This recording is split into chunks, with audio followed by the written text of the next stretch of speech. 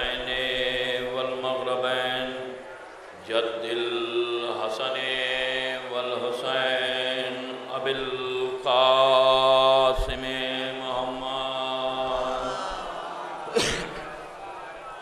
واہل بیتہ الطیبین الطاہرین المعصومین المظلومین ولعنۃ اللہ علی اعدائہم اجمعین من یومنا ھذا الی قیام یوم الدین اما بعد وقت قال اللہ تعالی تبارک فی کتابہ المجید وقولہ الحق بسم اللہ الرحمن الرحیم یاسین والقرآن الحکیم انکا لمن المرسلین علی صراط المستقیم صلاۃ بر محمد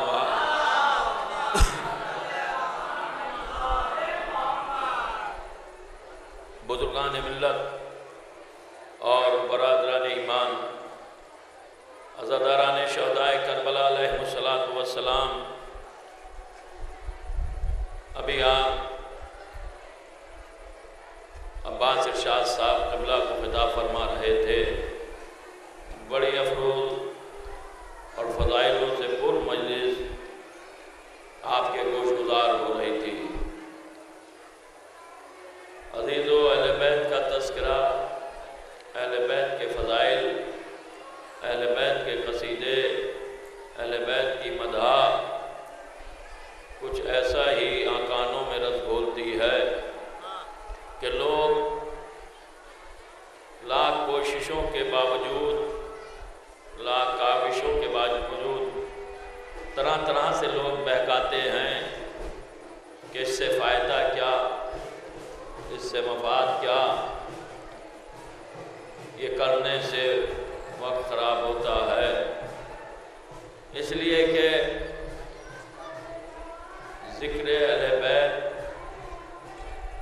جزو ایمان ہے۔ لازم ہے کہ عزیزو، اہل بیت کا تذکرہ انسان کی حیات کو اسی طریقے سے پر کرتا ہے کہ جس طریقے سے غذا انسان کے جسم کے لیے ضروری ہے۔ اگر انسان ذکر اہل بیت نہیں کرے گا تو عزیزو اس کی عبادت قبولیت کی منزل پر نہیں جائے گی۔ عزیزو، یہ حقیقت ہے کہ جس کی نماز قبول نہیں اس کا کوئی عمل قبول نہیں، لیکن قبولیت نماز کے لیے بھی محبت اہل بیت ضروری ہے۔ اگر محبت اہل بیت نہیں ہے تو اس وقت تک نماز قبول نہیں ہو سکتی۔ جیسا کہ لوگ ذکر کرتے رہتے ہیں، آپ مجالس میں سماعت فرماتے رہے، عزیزو جو کچھ بھی کریں آپ، یا جس انداز سے بھی تذکرہ اہل بیت کریں تو آپ عبادت میں شامل ہوتے رہتے ہیں۔ ذکر اہل بیت ایک بلند ترین عبادت ہے، اور یہ وہ عبادت ہے کہ جسے تمام انبیاء نے انجام دیا۔ یہ عبادت وہ عبادت ہے کہ جس کو کرنے کے بعد انبیاء بھی بلندیوں پر پہنچے۔ یہ عبادت وہ عبادت ہے جس کے لیے لوگوں کو طہارت کی شرط ہے۔ ہر کوئی تذکرہ اہل بیت نہیں کر سکتا، یا ہر کوئی ذکر اہل بیت نہیں کر سکتا، یا ہر کوئی اس منزل تک نہیں آ سکتا۔ عزیزو، یہ رضا خانہ، یہ شمس الحسن حال اس بات کا گواہ ہے کہ ذکر اہل بیت کی منزل کیا ہے۔ لوگ دور و دراز سے آئے اور آنے کے بعد انہوں نے یہاں پر اپنا وقت صرف کیا، اور صرف کر کے یہاں پر ذکر اہل بیت عبادت میں شامل ہوئے۔ عزیزو، ہر کوئی جو گھٹنے تک نہیں پہنچ پاتا، جس طریقے سے نجس انسان جس میں ظاہری نجاست ہو وہ مصلی تک نہیں آ سکتا، تو عزیزو ذکر اہل بیت کے لیے جسمانی طہارت ضروری ہے، نفس کی طہارت ضروری ہے۔ تو جب ظاہری نجاست لیے ہوئے عزیزو مصلی تک نہیں آ سکتا، تو عزیز و حسب و نسب کی طہارت کے بغیر انسان ذکر اہل بیت تک کیسے آ سکتا ہے؟ صلوات بھیجیے محمد و آل محمد پر۔ لازم ہے عزیزو، لوگ آتے ہیں، سنتے ہیں، سن کر چلے جاتے ہیں، گروپ بازی ہوتی ہے، یہاں عزیزو خلوص درکار ہے۔ عزیزو ذکر اہل بیت میں کوئی عبادت اس وقت تک قبول نہیں ہوگی کہ جب تک کہ اس میں خلوص نہ ہو۔ خلوص ہوگا تو عبادت قبول ہے، اور اگر خلوص نہیں ہے تو عبادت قبولیت کی منزل تک نہیں جا سکتی۔ عزیزو اس لیے کہ گٹ بازی سے عبادت نہیں ہوتی، گٹ بازی سیاست سکھاتی ہے۔ تذکرہ اہل بیت خلوص پر مبنی ہے، ہر کوئی نہیں کرتا، ہر کسی کے بس کی بات نہیں ہے۔ اسی لیے عزیز و معصوم کی حدیث ہے کہ جب اپنے دلوں میں ہماری محبت کی ٹھنڈک محسوس کرو تو اپنی ماؤں کے حق میں دعا کرو، اپنی ماؤں کے حق میں دعا کرو۔ عزیزو یہ نہیں کہ کوئی کہیں کا ہے، وہاں کے لوگ آئے، آنے کے بعد انہوں نے سبحان اللہ واہ کی اور اس کے بعد وہ چلے گئے، تو اس کا مطلب ہے کہ عزیزو عبادت بھی سیاست کے انداز سے، عبادت بھی سیاست کے انداز، عبادت کرو اس لیے کہ عزیزو واحد اہل بیت کا در و در ہے کہ جس میں عزیزو شکل و صورت نہیں دیکھی گئی، جون کی پیشانی پر خلوص کی وجہ سے رومال سیدہ باندھ دیا گیا۔ عزیزوں آپ دیکھیں یہ منصب نہیں دیکھتے ہیں، عزیزوں یہاں پر دیکھیں خلوص، جس کے پاس جتنا خلوص ہے اسی حساب سے اسے درجات۔ عزیزوں مسلمانوں نے درجات بانٹنے شروع کیے۔ یہ جوگی پورے کا منبر عزیزوں ایک پیغام کے طور پر، کوئی زیادہ وقت نہیں، الخمی صاحب نے مجھے وقت دیا ہے، اس وقت میں انہیں یہ خیال نہیں تھا کہ یہاں پر جلوسوں کی برآمدگی بھی ہے، یہاں پر یہ شور ہوگا، لیکن ان کی گھڑی مسلسل چل رہی ہے اور یہ اس بات پر آمادہ ہیں کہ میں کیسے ان پر حملہ کروں اور انہیں منبر سے اتاروں، اور تاکہ ان کا وقت تمام ہو جائے اور یہ یہاں سے چلتے بنے۔ عزیزو یہ چیز آپ نے دیکھیے اہل بیت کے تذکرے میں جہاں تک کہ مسئلہ ہے تو اہل بیت، اسی لیے رسول اسلام نے نہج بلاغہ کے حکم میں حدیث موجود ہے کہ مولا کائنات سے کہا، مولا کائنات کے ہر کوئی نہیں کرتا، ہر کوئی یہاں تک آ نہیں سکتا، کسی فرقے کا ہو، کسی قوم کا ہو، کسی مذہب کا ہو، کسی بھی جگہ کا ہو، اگر باطہارت پیدا ہوا ہے تب تو آئے گا فرش ادا تک، تب تک آئے گا فرش ادا تک، اور اگر ذرا سا بھی شائبہ ہے تو عزیزو لاکھ کوشش کرو، لاکھ کاوشیں کرو، لاکھ جستجو کرو، لاکھ اسے گھیر کر کے لاؤ، لیکن کسی نہ کسی بہانے سے وہ اٹھ کر کے چلا جائے گا۔ اگر آ بھی گیا کہیں پر وہ دلیلیں پیش کرنے لگے گا، یہ نہ کہو، یہ بہتر، یہ افضل، یہ کم تر، اس سے کوئی فائدہ نہیں، اس سے کوئی وہ نہیں، کہیں کہے گا یہ والا نعرہ لگاؤ، یہ والا نعرہ نہ لگاؤ، دروس سے اتنے فائدے ہیں، نعرہ حیدری سے کوئی فائدہ نہیں ہے، بڑے اچھے مولانا ہیں۔ عزیزو آپ کو یہ حق کس نے دیا ہے کہ آپ یہ بتائیں اس سے فائدہ نہیں، اس سے نقصان ہے، اس سے وہ ہے؟ عزیزو جتنا فائدہ محمد و آل محمد پر صلوات کا ہے اتنا ہی فائدہ نعرہ حیدری کا بھی ہے۔ یہ نعرہ حیدری کا،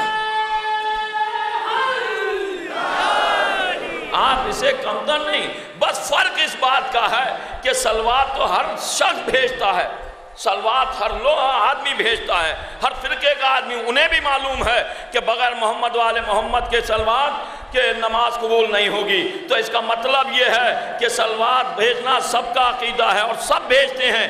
آپ اس خام خیالی میں نہ رہیے گا کہ آپ ہی صلوات بھیجتے ہیں، نماز میں صلوات قبولیت نماز کے لیے لازم ہے۔ اسی سبب سے عزیزو ہر فرقہ صلوات بھیجتا ہے محمد و آل محمد پر، لیکن نعرہ حیدری بھیجنے کے لیے عزیزو بڑے جذبے کی ضرورت، بڑی طہارت کی ضرورت، حسب و نسب کی ضرورت۔ یہیں تو کسوٹی پر انسان کسا جاتا ہے، یہاں فرقہ نہیں دیکھا جاتا، حسب و نسب دیکھا جاتا ہے۔ صلوات بھیجیے محمد و آل محمد، حسب و نسب دیکھا جاتا ہے، اور اسی وجہ سے لوگ منع کرتے ہیں، کہتے ہیں یہ نہ دیکھو، بڑے بڑے بیانات آ رہے ہیں، بڑی بڑی باتیں آ رہی ہیں، بڑے بڑے موضوعات آ رہے ہیں، بڑے بڑے عزیزوں کتابوں میں دیکھیے بہت بہت بڑے لیکچر لکھے ہوئے ہیں اور کہہ رہے ہیں اس سے کیا فائدہ، اس سے کیا فائدہ۔ بتائیے آپ کو نقصان کیا ہے نعرہ حیدری سے؟ چلو اغیار کہیں تو وجہ ہے کہ نعرہ حیدری شیعہ لگاتے ہیں تو ہمارے دلوں میں لرزہ پیدا ہو جاتا ہے، ہم گھبرانے لگتے ہیں، ہم پریشان ہونے لگتے ہیں، ہمیں خوف محسوس ہونے لگتا ہے، ہم گھبرا جاتے ہیں۔ لیکن اگر اپنے فرقے کا کہے کہ نعرہ حیدری سے فائدہ کیا، یہ کم بڑا فائدہ ہے کہ تو کھل کر سامنے آ گیا، تیری اوقات کیا ہے۔ صلوات بھیجئے محمد و آل محمد۔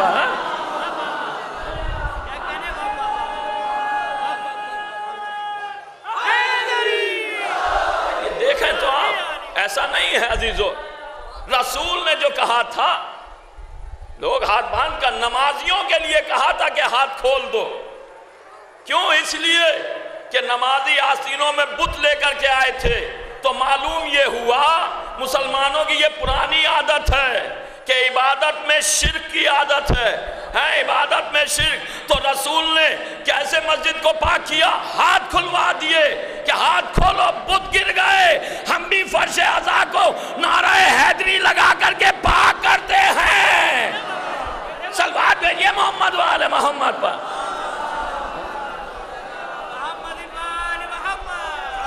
ہم بھی یہ لگاتے ہیں۔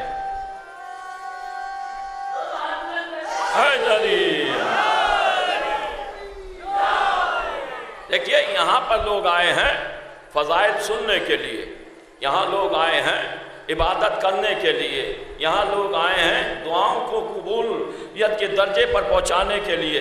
یہاں اگر آپ 2 رکعت نماز ادا کریں اس سرزمین پر تو اس کی بھی منزل الگ ہوگی، اس لیے کہ مولا کائنات جو یہ تہمت لگا دی جاتی ہے، یہ کہہ کر کے عزیز و مولوی بڑا اپنے آپ کو مخلص سمجھتا ہے کہ جیسے اس سے بڑا کوئی نمازی نہیں اور فضائل پڑھنے والا نماز کا منکر ہے، بالکل یہ پیش کرنا چاہتا ہے۔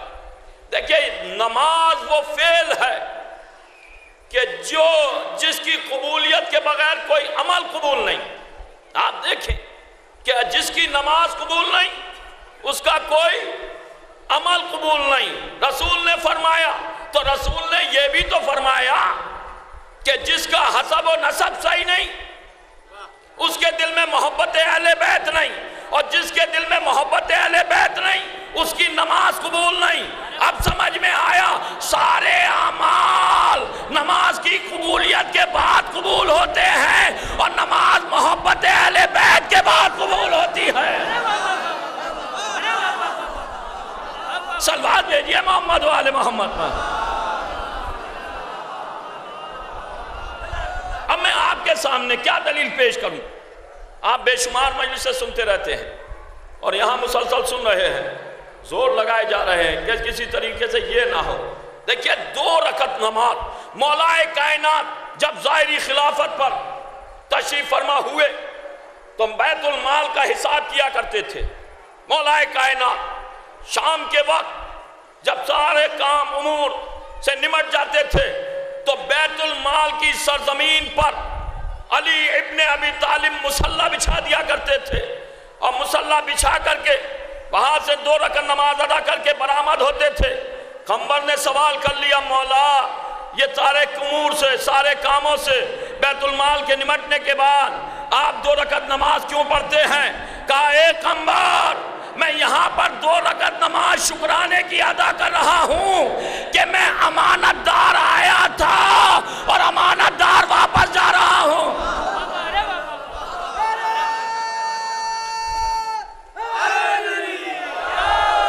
آپ نے دیکھا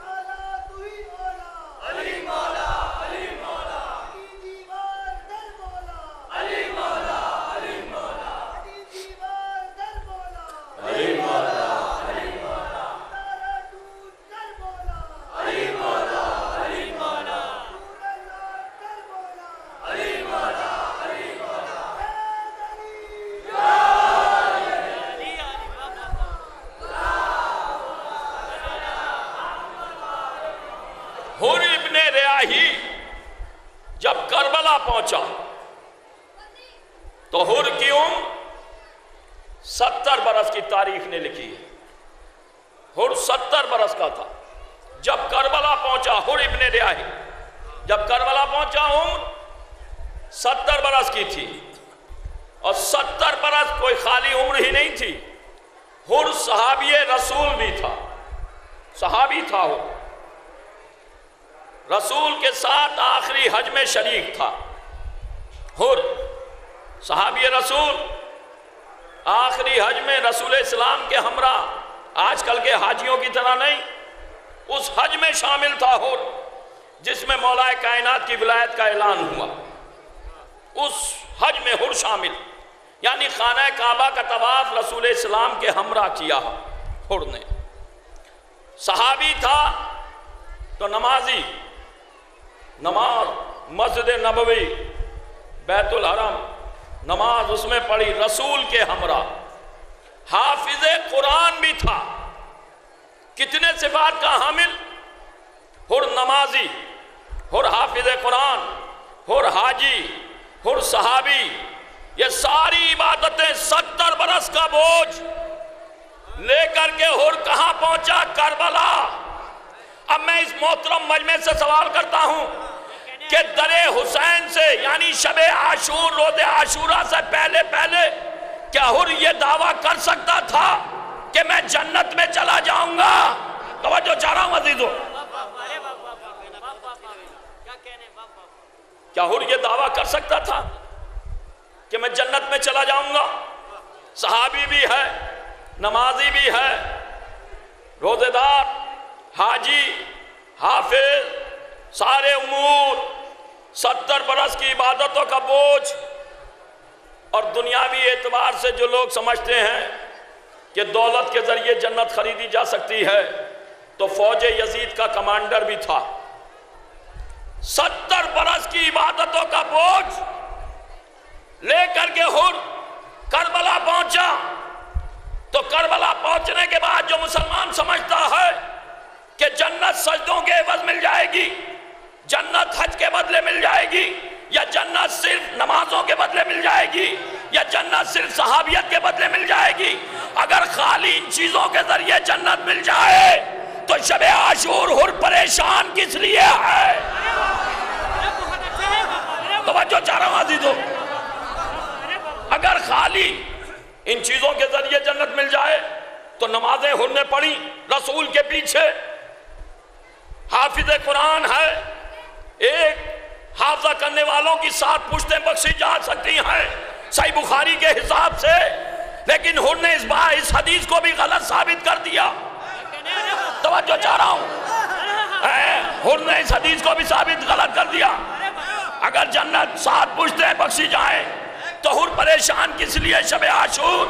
اور ثابت بھی کیا، جب شب عاشور حر ساری رات ٹہلتا رہا، صبح کو بیٹا آیا، بابا آپ پریشان کس لیے ہیں؟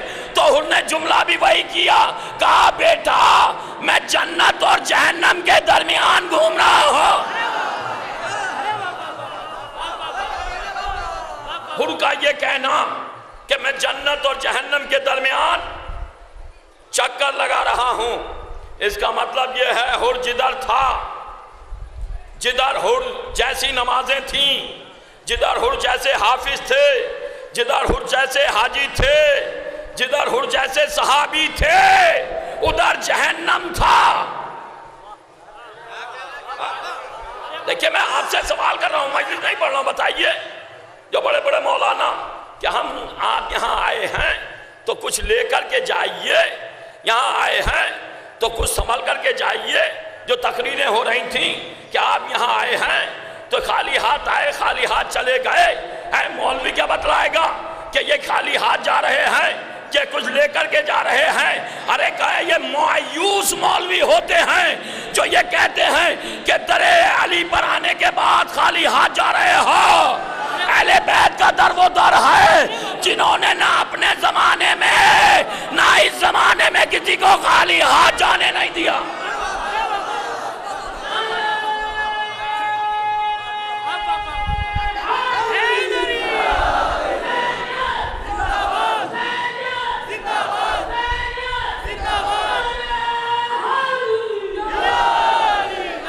خالی ہاتھ نہیں جانے دیتے یہ در اہل بیت کی خاصیت ہے کہ اس در پر جو آ گیا اسے اتنا عطا کر دیا گیا.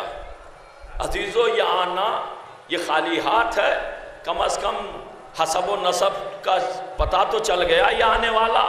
تو جسے اتنی بڑی دولت مل جائے اس در پر آنے کے بعد وہ خالی ہاتھ جائے گا.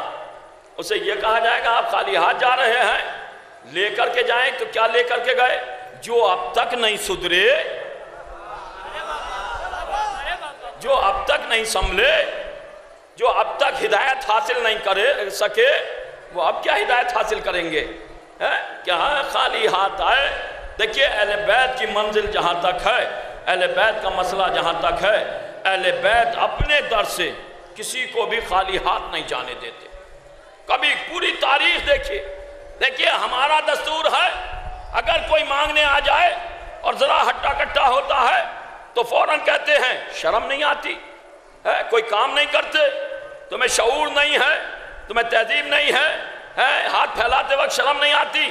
کوئی جھوٹی سے جھوٹی روایت دکھا دو کہ در اہل بیت پر اگر کوئی مانگنے والا آیا ہو اور اہل بیت نے اسے جھڑکا ہو یا کہا ہو تمہیں شرم نہیں آتی.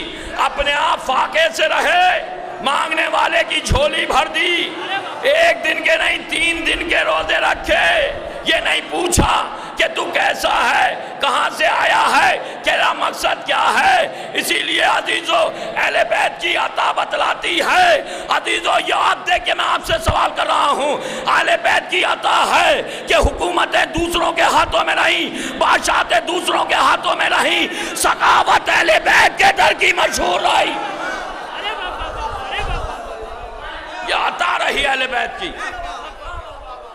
آپ دیکھیں بعد رسول جتنی خلافتیں آئیں، بیت المال کس کے ہاتھ میں رہا؟ شہنشاہیت کس کے ہاتھ میں رہی؟ دولت کس کے ہاتھ میں رہی؟ بنی امیہ کا زمانہ آیا، تاریخ نے زبردستی اسے امیر لکھا. زبردستی جو غلام تھا، یہ تاریخ کی ستم ظریفی تھی اور بدنیت ملاؤں کی یہ حملہ گری تھی کہ جو امیر المومنین تھا اسے مزدور لکھ دیا اور جو غلام تھا اسے امیر لکھ دیا.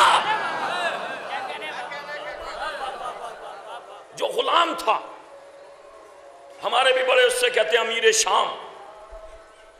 امیر شام بڑے اس سے کہتے ہیں. ملا کے زبان سے اس کے خلاف کوئی جملہ نہیں نکلا. اس کے لیے نہیں کہا کہ اسے امیر کس لیے کہہ رہے ہو، یہ غلام زادہ ہے.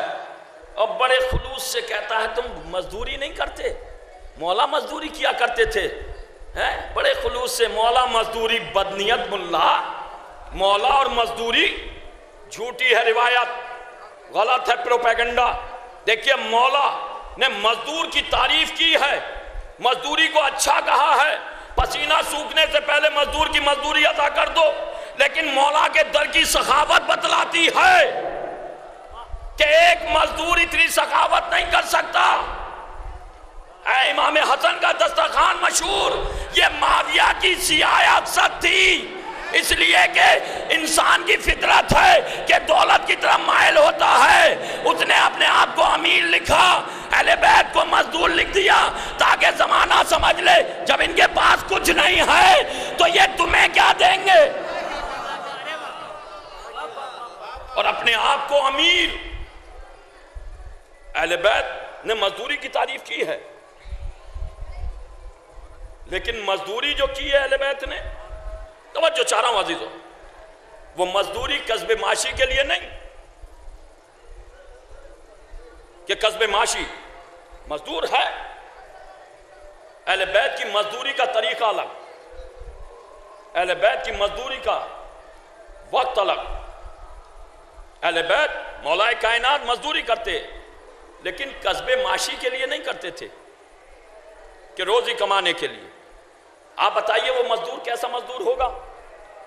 آپ ہی کے واقعات میں تضاد ہے کہ کوئی شخص آیا اور آنے کے بعد اس نے کہا مولا حاتم طائی بہت بڑا سخی تھا، بہت بڑا سخی تھا.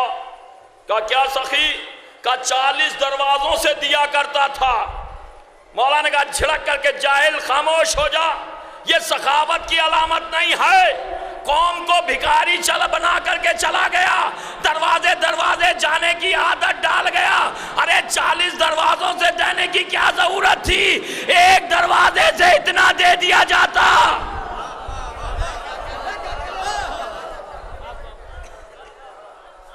تو جو ایک دروازے سے 40 دروازوں کی برابر عطا کرے، بتاؤ وہ مزدور ہوگا؟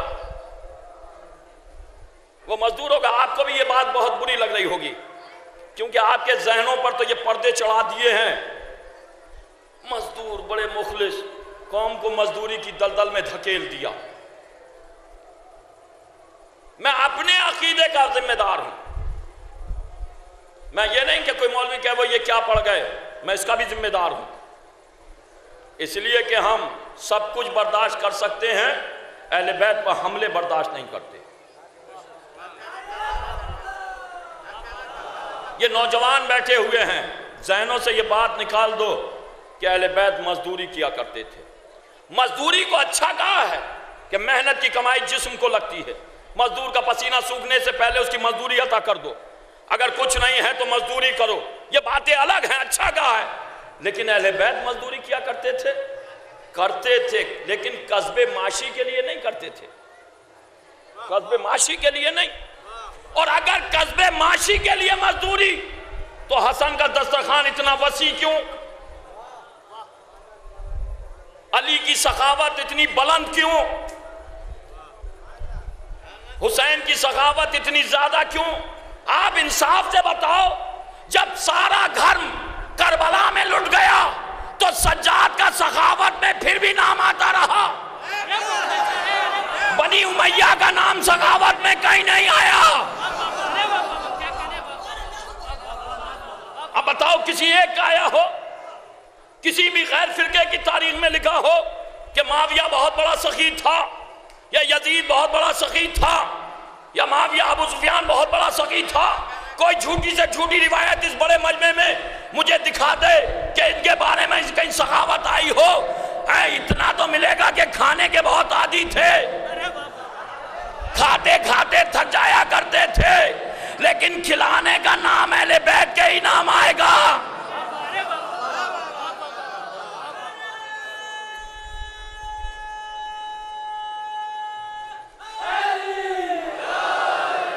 اب آپ کہیں گے میرے بزرگ بیٹھے ہوئے ہیں ادھر، یہاں پر بزرگ بیٹھے ہوئے ہیں جنہوں نے سنا ہے، اور آپ لوگ بھی سنتے آئے ہیں کہ مزدوری کیا کرتے تھے۔ بھول رہے ہیں الخمیس صاحب مجھے، لیکن میں یہ پیغام ضرور پہنچاؤں گا کہ مزدوری کیا کرتے تھے،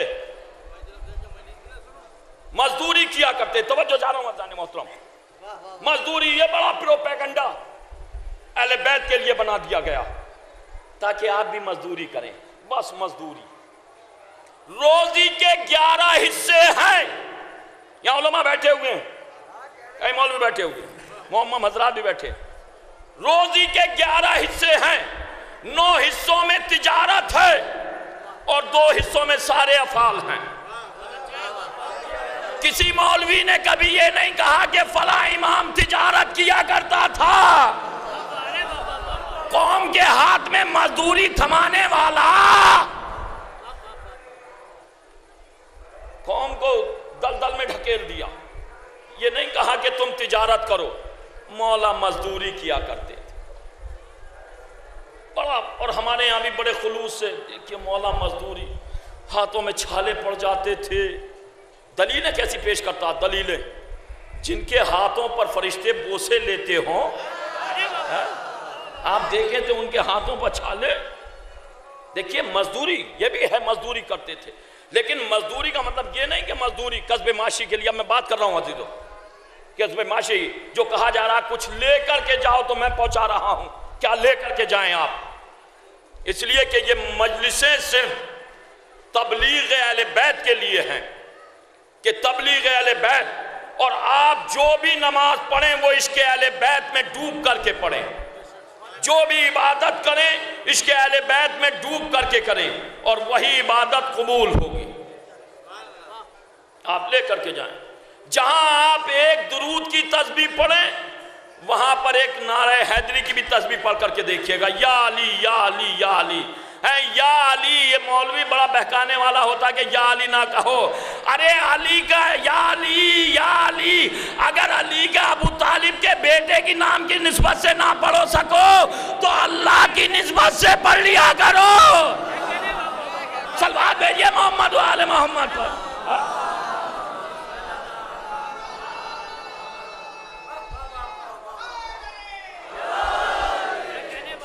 نسبت ہے، علی تو نام ہے نہیں۔ هو العلی العظیم، آیت الکرسی تو یاد ہوگی، وہ علی العظیم کون ہے؟ اس نسبت سے پڑھ لیا کرو، لیکن سارا زور اس بات پر یہ علی علی نہ کرو، علی علی۔ مزدوری کرتے تھے، بس عزیزو بات پہنچا ہوگا۔ دیکھیں مزدوری کی، لیکن مزدوری کیوں اور کس وقت کیا کرتے تھے؟ وجہ یہ تھی اہل بیت علیہ السلام۔ اگر بات آپ تک پہنچ گئی تو آپ محبت سے نواز دیجئے گا۔ وجہ یہ تھی کہ جب دین محمدی، شریعت محمدی پیغمبر اسلام لے کر کے آئے تو سب سے زیادہ یہودیوں کا نقصان ہوا، یہودیوں کا دین رخصت ہونے لگا۔ چونکہ دین اہل بیت لے کر کے آئے ہیں اور ان کی وجہ سے یہودی رخصت ہو رہے ہیں، سارا مدینہ یہودیوں سے بھرا ہوا، سارا مکہ یہودیوں سے بھرا ہوا، سارا عرب یہودیوں سے بھرا ہوا۔ آج کل جو یہ ہو رہا ہے داعش وائش وغیرہ، یہ سب یہودی، اسی لیے تو اہل بیت کے ماننے والوں کے دشمن ہیں کہ انہوں نے ان کا دین رخصت ہوا اہل بیت کی وجہ سے ہیں۔ اگر یہ یہودی دشمن نہ ہوتے اہل بیت کے تو ان کے حملے سعودی عرب میں ہوتے، عراق میں نہیں ہوتے۔ یہ عراق میں حملے ہونا اس بات کی علامت ہے کہ یہ اہل بیت کے دشمن ہیں، اور یہ جتنے حملے کرتے ہیں سب اہل بیت علیہ السلام کے ماننے والوں پر کرتے ہیں۔ سارے حملے تو اہل بیت کی تبلیغ سے یہودی مذہب رخصت ہو رہا تھا، اور عرب میں یہودی صاحب ثروت، آج بھی بہت دولت مند ہے، صاحب ثروت بنے ہوئے تھے، یہودی ٹس سے مس نہیں ہو رہے تھے، اور اہل بیت کے نہ قریب جاتے تھے نہ قریب آنے دیتے تھے۔ یہودی اہل بیت کے نہ قریب جاتے، نفرت کرتے تھے۔ جب نفرت کرتے تھے تو مولا کائنات، اب یوں وہ قریب نہیں آنے دیتے، انہیں کوئی ضرورت نہیں، مولا کائنات مزدوری کا سہارا لے کر کے، ہم آپ کے یہاں مزدوری کرنے کے لیے، اب جو مولا، توجہ چاہ رہا ہوں جانے محترم، مولا کائنات مزدوری کرنے کا سہارا لے کر کے آتے تھے، کہتے ہمیں کام چاہیے۔ اب جیسے کا کام، کہاں ضرور ہے کام، وہ ایک دم کہ جو دین لے کر کے آئے ہوں وہ ہمارے یہاں کام کرنے آئے ہیں، فوراً کہتے تھے فلاں باغ میں چلے جاؤ، وہاں جا کر کے آبشاری کرنا۔ آپ نے تاریخ میں پڑھا ہوگا ایسے باغ میں بھیجا کرتے تھے کہ جہاں بہت بڑا اژدہا رہتا تھا، یا ایسے باغ میں آبشاری کرنے کو بھیجتے تھے جہاں کنواں سوکھا رہتا تھا، یا ایسے باغ میں بھیجتے تھے جو باغ برسوں سے سوکھ گیا ہوتا تھا۔ اب جو مولا کائنات جاتے تھے، باغ میں قدم رکھتے تھے تو قدم مبارک کی برکت سے باغ ہرا بھرا ہو جاتا تھا۔ آئے رسول کا معجزہ ہے کہ سوکھے ہوئے کنویں میں لعاب دہن رسول ڈال دے تو چشمے تازہ ابلنے لگے۔ تو جب رسول کا یہ معجزہ ہے تو بس یہ رسول کا بھی تو یہی معجزہ ہوگا۔ صلوات بھیجئے محمد و آل محمد پر۔ سوکھے ہوئے کنویں میں لعاب دہن، چشمے تازہ ابلنے لگا، باغ برکت قدم مولا کائنات سے ہرا بھرا ہو گیا۔ مولا کائنات اب مزدوری نہیں، کنویں کی جگت پر من پر ٹیک لگا کر کے بیٹھ گئے۔ شام کو یہودی آیا، اب جو ٹیکے تو قدموں میں اژدہا بیٹھ گیا آ کر۔ یہودی نے سوچا ابو طالب کا بیٹا ختم ہو گیا ہوگا، اب جو قدم باغ میں رکھا، ہرا بھرا باغ، رتبے تازہ لٹک رہے ہیں، پانی چشمہ ابل رہا ہے، اژدہا قدموں میں بیٹھا ہوا ہے۔ فوراً کہتا تھا یہ عام انسان نہیں ہے، معجز نما ہے، کلمہ پڑھا دیجئے۔ علی مزدوری کیا کرتا تھا۔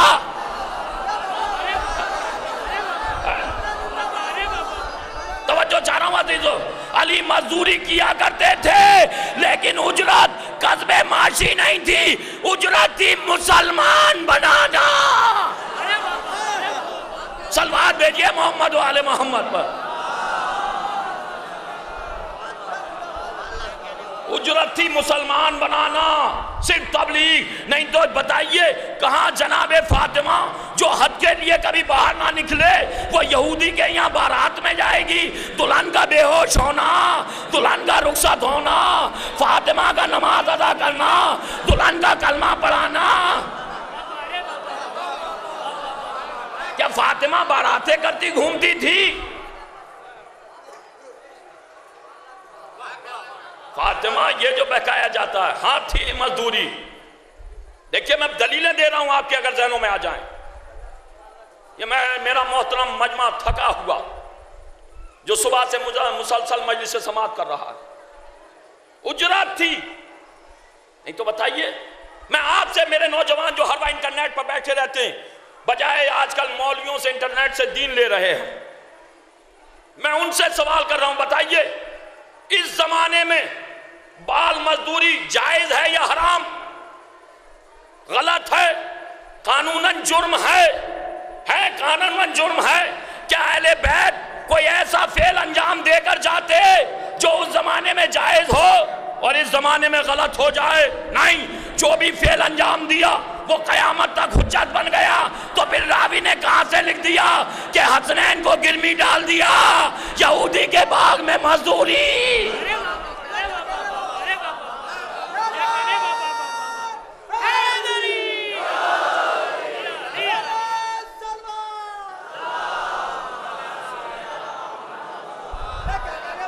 کہاں سے لکھ دیا یہ کہ یہودی کے باغ میں مزدوری؟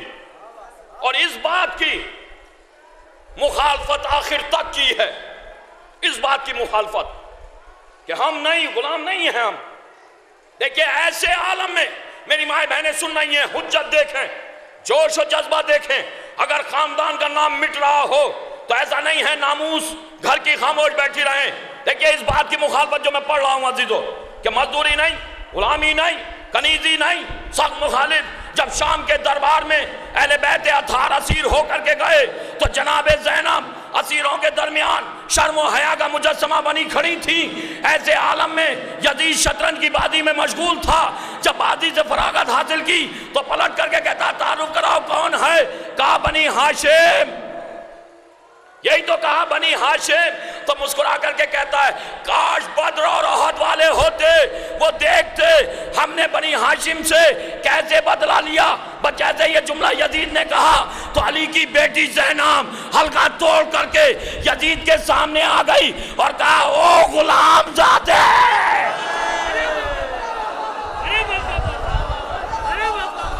صلوات بھیجئے محمد و آل محمد پر۔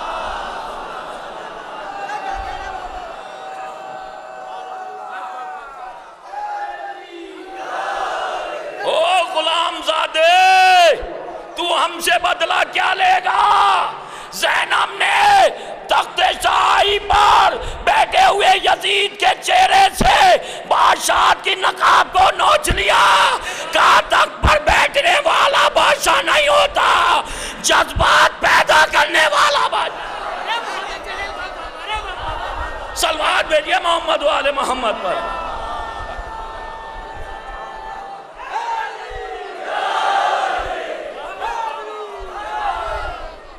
یہ کربلا کی شہادت، اہل بیت علیہ السلام کوئی مجبوری نہیں، اسیری امتحان تھا، محتاجی نہیں۔ اہل بیت نے جتنا بھی دین پہنچایا وہ محتاجی اور مجبوری میں نہیں، اختیاری طور پر سارے امتحان دیے، ایک سے لے کر ایک۔ تخت شاہی، اب یہ کیا مولا، یہ کیا ایک صحابی نے اتنا ہی تو کر لیے، پوچھ لیا تھا۔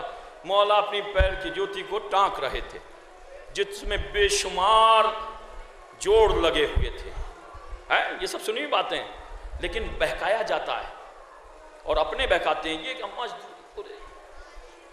ٹوٹی ہوئی چپل سے یہ نہ اندازہ لگاؤ کہ علی مجبور اور محتاج اور مزدور تھا۔ عزیزو مولا کائنات، اچھا میں آپ سے سوال کر رہا ہوں، میں نوجوان ہوں، بتاؤ امیر کسے کہیں گے؟ بتائیے، میرے بزرگ بیٹھے ہوئے ہیں۔ دولت مند کسے کہیں گے؟ اسے کہیں گے کہ جس کا بینک میں زیادہ پیسہ ہو، اسے کہیں گے کہ جس کے جیب میں زیادہ مال ہو، اسے کہیں گے کہ جس کے بیگ میں پیسہ زیادہ ہو۔ کسے کہیں گے؟ جب بہت بڑا جائیداد والا ہو اسے امیر کہیں گے؟ بتائیے، میں آپ کو بتا رہا ہوں، توجہ چاہ رہا ہوں، کسے امیر کہیں گے؟ دیکھیں جا کر کے سنیے گا، بات آ گئی تو کہہ دے رہا ہوں۔ کسے امیر کہیں گے؟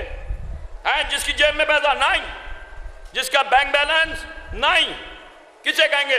مولا کائنات سے کسی صحابی نے سوال کیا، مولا امیر کون ہوتا ہے؟ کہا جس کی بازار میں بات ہو، اگر سوال لگ دے اسے فوراً دولت مل جائے۔ مسلمانوں کا اتنا بڑا مجمع ہے، میں امیر شام معاویہ کے نام پر مانگ کر کے دیکھو، علی کے نام پر مانگ کر،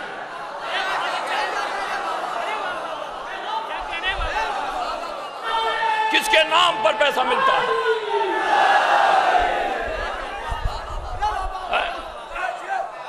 آپ نے دیکھا یہاں بھی فقیر گھوم رہے ہیں اور چہروں سے معلوم ہے کون سے لوگ ہیں مانگنے والے۔ ختیجہ نے اتنی دولت لٹا دی ہے کہ اس کی قوم کا کوئی نہیں مانگتا، یہ ہے اس کی قوم کا کوئی نہیں مانگتا۔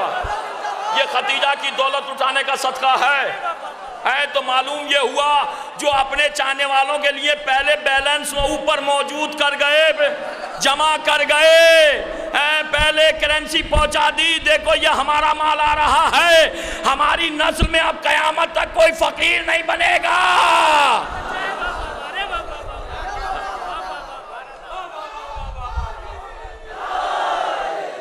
آپ دیکھیں آپ غور کریں، اپنے قریوں میں جائیں، اپنے محلوں میں جائیں، اپنے شہروں میں جائیں، کتنے ادھار مانگ لیں گے، پریشان ہیں، مدد کر دو، الگ بات، لیکن جھولی ڈال کر کے بھائی میری نالج میں تو یہی ہے، کوئی نہیں مانگے گا۔ لیکن جن کے بزرگ کل تک ان کے دروازوں پر مانگتے تھے، آج ان کے چاہنے والوں کے دروازوں پر سلوات بھیجئے محمد و آل محمد پر۔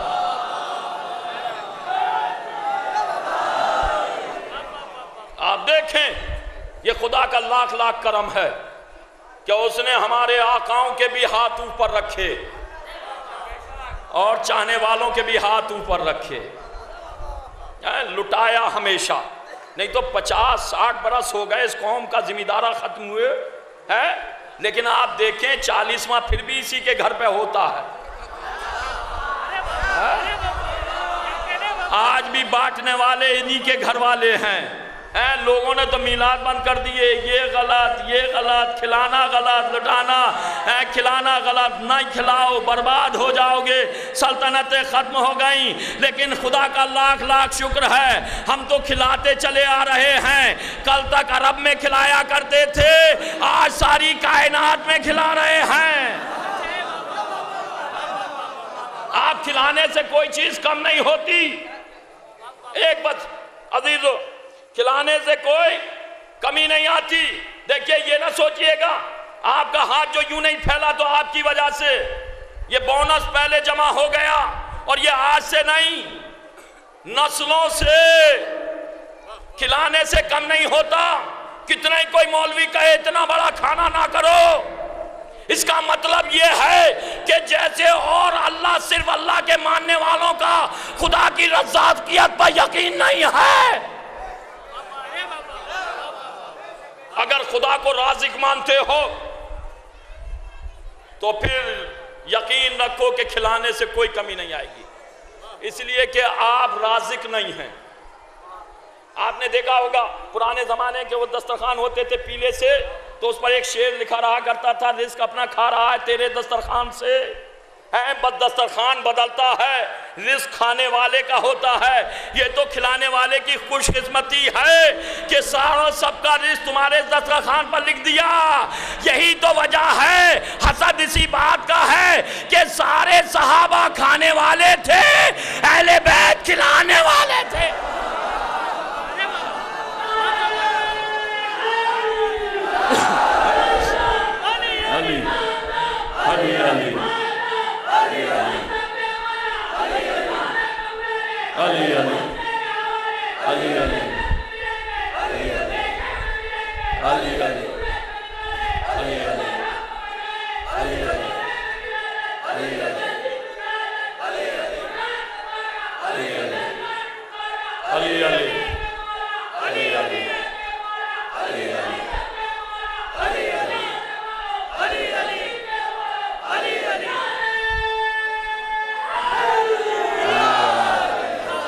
کھلانے کا آپ دیکھیں، یہ اللہ کی رزاقیت، جو لوگ کھلاتے ہیں ان کا اللہ کی رزاقیت پر یقین ہے کہ اللہ رازق ہے کسی میں ہمت کہ اپنی جیب سے ابھی ارادہ کرے کہ ابھی میں اسے کھلاؤں گا؟ اگر اللہ کی مرضی نہیں تو وہاں تک پہنچے گا نہیں، بس دعویٰ کرتا ہے یہ اللہ اللہ، اور کہتا ہے یہ نہ کھلاؤ، یہ نہ کھلاؤ، یہ نہ کھلاؤ۔ یہ اللہ کو حلق سے اوپر سے مانتا ہے، نیچے سے نہیں مانتا، بس لفظ اللہ کو مانتا ہے، اور جو اس کے 98 نام ہیں ان کا انکار کر دیتا ہے۔ اگر صرف رزق پر، اللہ کی رزاقیت پر یقین ہوتا تو یہ نہ کہتا کہ نہ کھلاؤ۔ اب کھلانا دیکھیے، کھلانا کتنا پسند ہے۔ میرا محترم مجمع، وقت زیادہ ہو رہا ہے، بھائی ایک بات عزیز و اشارہ، کھلانا مکے میں قحط پڑا، بہت سنا آپ نے، مکے میں قحط پڑا، 1 برس کا نہیں، 2 برس کا نہیں، مسلسل 3 برس کا قحط، 3 برس کا قحط پڑا۔ اب جو مکے میں، شہر میں قحط گھر میں نہیں پڑتا، قحط محلے میں نہیں پڑتا، قحط قریے میں نہیں پڑتا، سارا ایریا لے لیتا ہے۔ تو جب مکے میں قحط پڑا تو عزیزوں، مکے میں تو بڑے بڑے سردار تھے، بڑے بڑے تلوار کے دھنی تھے، کسی اور کا نام کیوں نہیں آیا؟ پھر تاریخ نے لکھا کہ عزیزو ایک خاندان،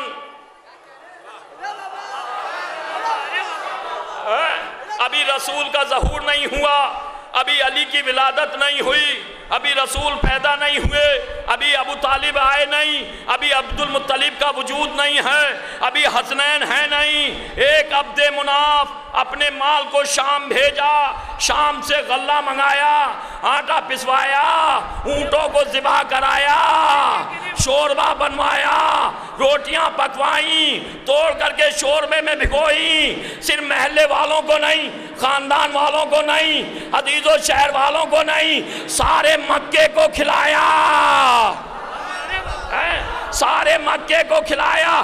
اب سمجھ میں آیا، جو کنجوس ہوتا ہے وہ گھر والوں کو کھلاتا ہے، جو سخی ہوتا ہے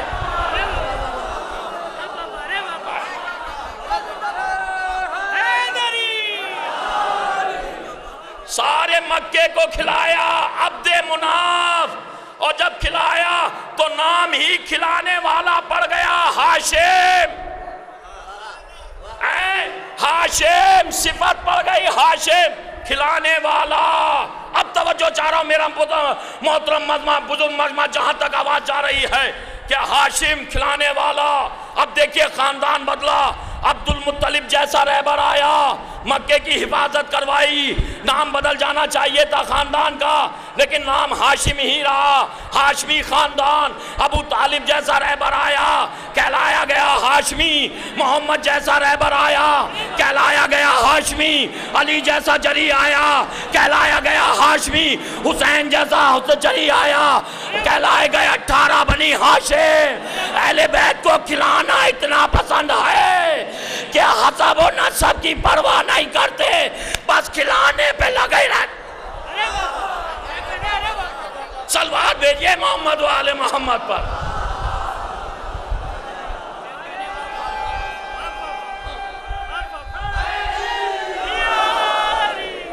لقب بدل جانا چاہیے تھا، لیکن کھلایا ہاشمی خاندان، کھلانے والا، کھلانے والا۔ کتنا لٹایا کھلایا ہے، لوگ کہتے ہیں لٹ گئے، برباد ہو گئے، کہاں تک کھلاؤ گے، محتاج ہو گئے، زمینداریں ختم ہو گئے۔ ارے بدنیت لوگوں، خدا کی رضاکیت پر یقین نہیں۔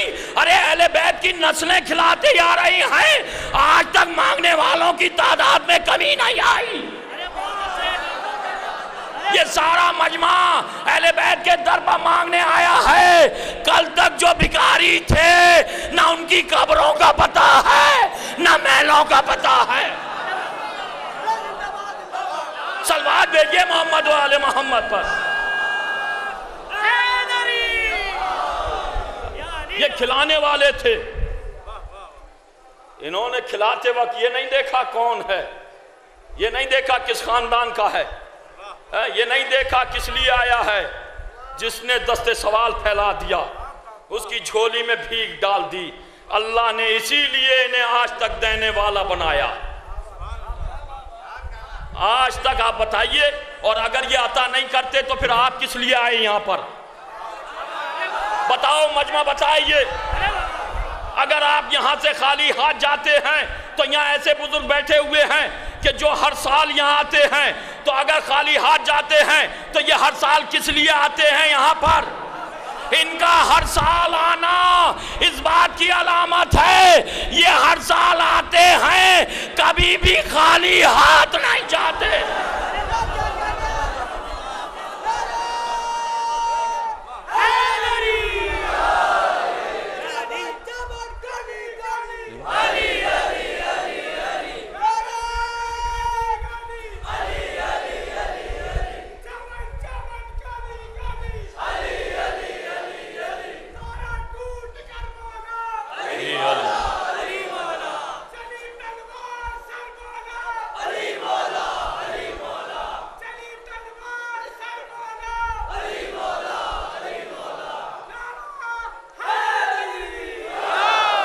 اور یہاں میری ماں بہنیں اور بہت سے اسٹوڈنٹ اور بہت سے لوگ آئے ہیں، اور اگر وہ خالی ہاتھ جاتے ہیں تو ان کے مانگنے میں سلیقہ نہیں ہے، مانگنے میں کمی ہوگی، ان کی عطا میں کوئی کمی نہیں۔ آپ اپنی دست سوال پھیلانے میں کجی کر رہے ہیں، بخل کر رہے ہیں، اور مانگنا بتلاؤں عزیز آپ کو۔ مدینہ منورہ، رسول کا صحابی سلمان، بس میں آپ کی عبادت تمام، ایک راستے سے گزر رہا تھا، مدینے کی طرف آ رہا تھا، راستے میں ایک باغ پڑا، اس باغ کے دروازے پر ایک یہودی کھڑا ہوا تھا۔ اس نے رسول کے صحابی کو آتے ہوئے دیکھا تو اس نے سلمان کا انتظار کیا، مانگنا۔ میری مائیں بہنیں اور بہت سے لوگ ایسے آ رہے ہوں گے، یہاں پر آئے ہوں گے، انہیں دیکھے مانگنے کا سلیقہ۔ وہ یہودی کھڑا ہوا، سلمان کا انتظار، سلمان قریب آئے، اس نے سلام پیش کیا، سلمان نے سلام کا جواب دیا۔ اس نے کہا سلمان اے رسول کے صحابی، کیا آپ اتنی زحمت کریں گے کہ ہمارے ساتھ باغ میں چلیں؟ سلمان نے کہا چلو۔ یہودی آگے آگے، سلمان پیچھے پیچھے، باغ میں پہنچا، ایک جھونپڑی پڑی ہوئی تھی، وہ جھونپڑی میں داخل ہوا، صحابی دروازے پر رک گیا، کہا سلمان اندر آ جاؤ۔ سلمان دروازے کے اندر گئے، اور جب اندر پہنچے تو دیکھا ایک اپاہجن، جو ہاتھ پیروں سے بھی اپائے، نابینا، لاغر، حرکت نہیں، پڑی ہوئی تھی۔ یہودی نے کہا سلمان، اولاد کے نام پر اس کے سوا میرے پاس کچھ نہیں ہے، یہ اپاہجن۔ سلمان نے دیکھا، کہاں؟ میں دیکھ رہا ہوں۔ سلمان میں نے اللہ کو، یہودی ہے، میں نے اللہ کو موسیٰ کا واسطہ دیا، لیکن میری بیٹی ٹھیک نہیں ہوئی۔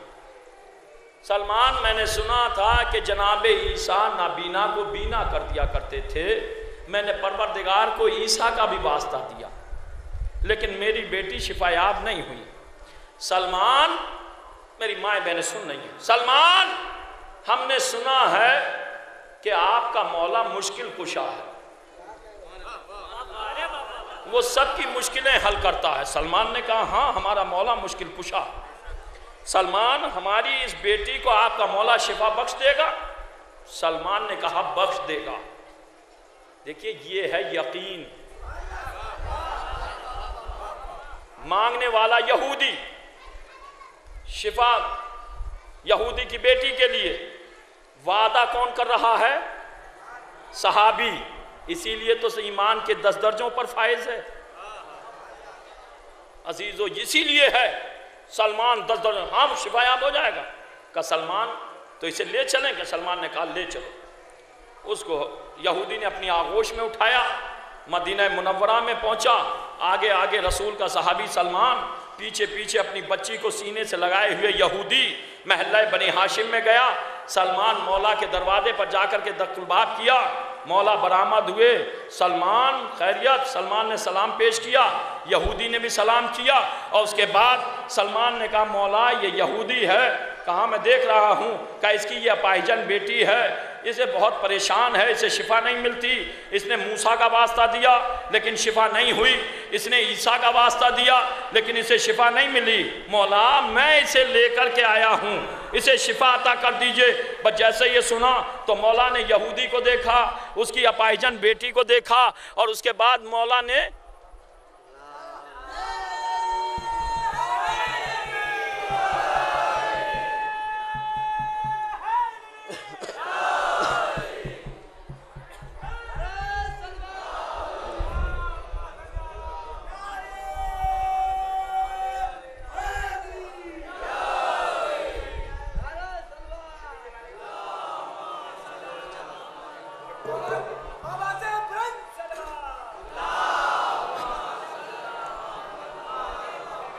اس کے بعد مولا نے کہا، جب دیکھا یہودی اور اپاہجن بیٹی کو، تو مولا وہیں پر سلمان، مولا علی، یہودی، اس کی بیٹی، مولا نے سر جھکا لیا اور جھکائے جھکائے ایک آواز دی، بیٹا حسین۔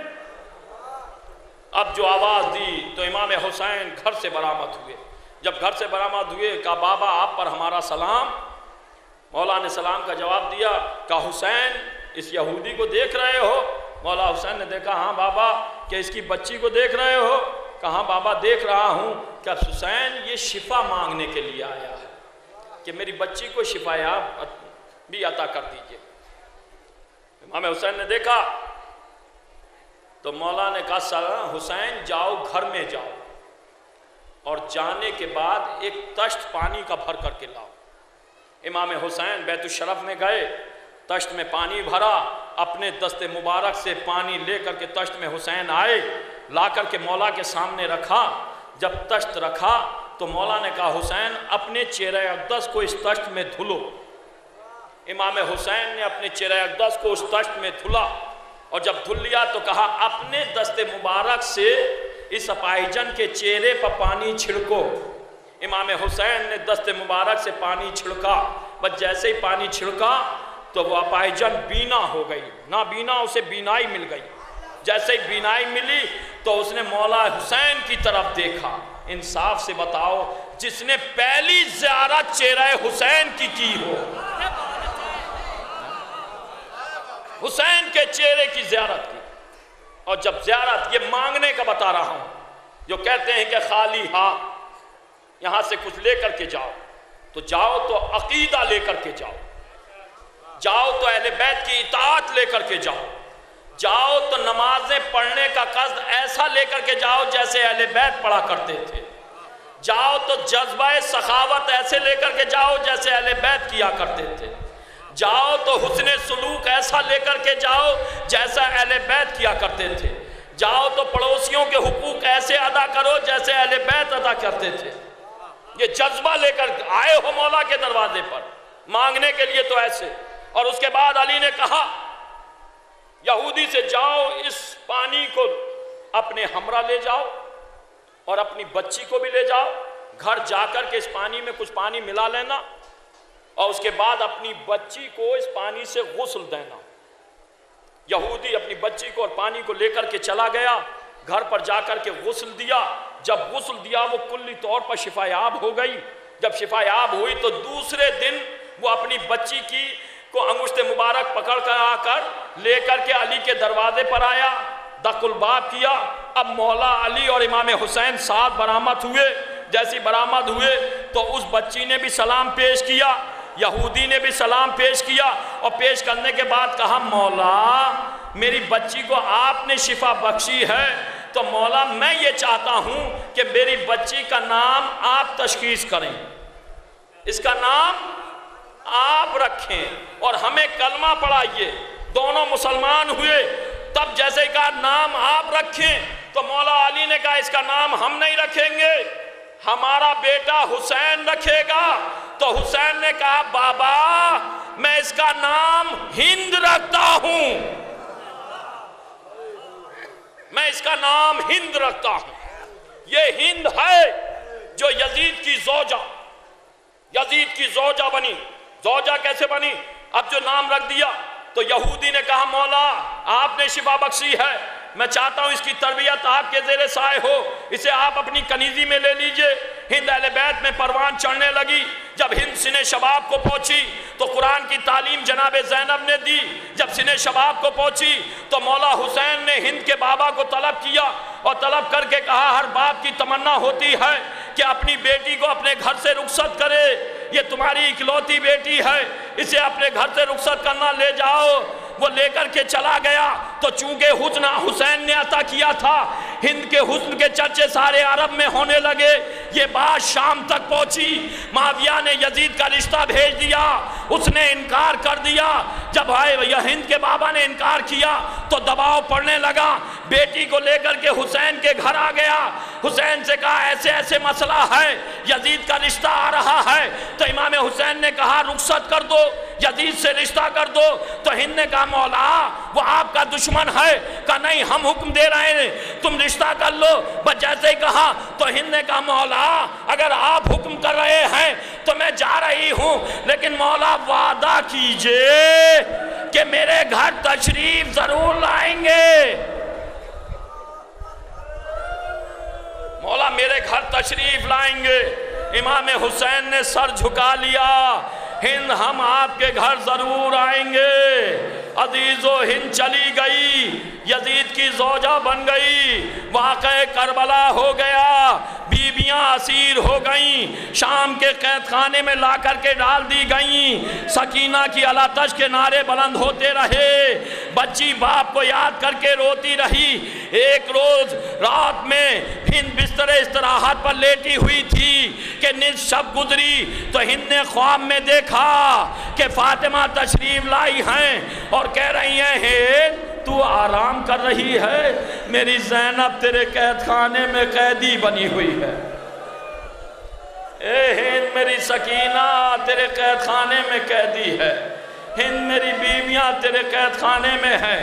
ہند نے جب جناب فاطمہ کو خواب میں دیکھا تڑپ کر کے اٹھ گئی، ساری رات چکر لگاتی رہی، محل میں ٹہلتی رہی۔ صبح نمودار ہوئی، غلام آئے تو غلاموں سے کہا ہم قید خانے کا معائنہ کرنا چاہتے ہیں۔ غلام قید خانے میں گئے، جا کر کے قیدیوں سے کہا آج ملکہ وقت قید خانے کا معائنہ کرے گی۔ بس یہ آواز زینب کے کانوں میں پڑی، جناب زینب پریشان ہو گئیں، بیویوں کو جمع کر لیا۔ بیویوں میں ہند کا سامنا کیسے کروں گی؟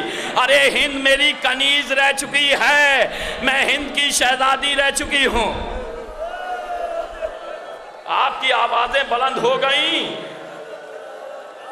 خدا ان آوازوں پر رحمت نازل کرے، خدا کوئی غم نہ دے سوائے غم زینب کے۔ میری مائیں بہنیں سن رہی ہوں گی، اندازہ لگاؤ زینب کی بے کسی کا، زینب کتنی بے کس تھی۔ بیویوں ہند کا میں سامنا کیسے کروں گی؟ پھر جناب زینب نے بیویوں سے کہا جو ہمراہ قیدی بیویاں تھی، بیویوں دیکھو جب ہند آئے تو مجھے حلقے میں لے لینا تاکہ میرا اور ہند کا سامنا نہ ہونے پائے، مجھے حلقے میں لے لینا۔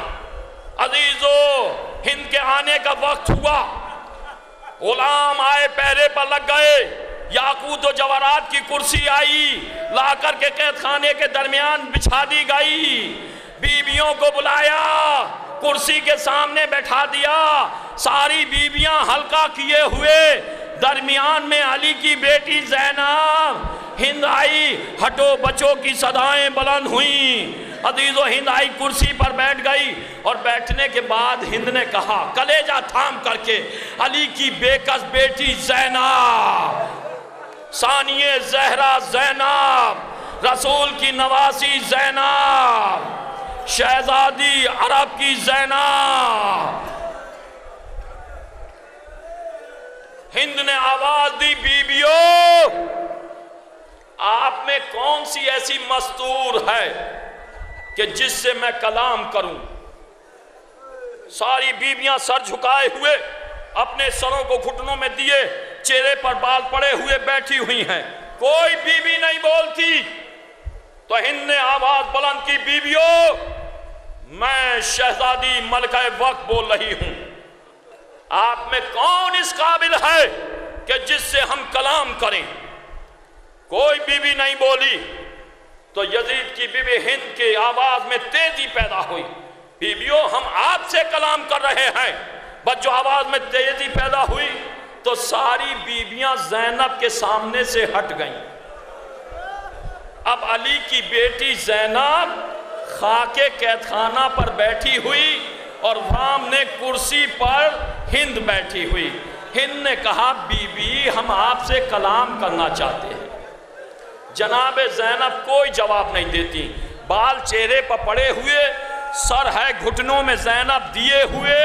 ہند نے ایک پہلا سوال کیا، اے بی بی آپ کہاں کی رہنے والی ہیں؟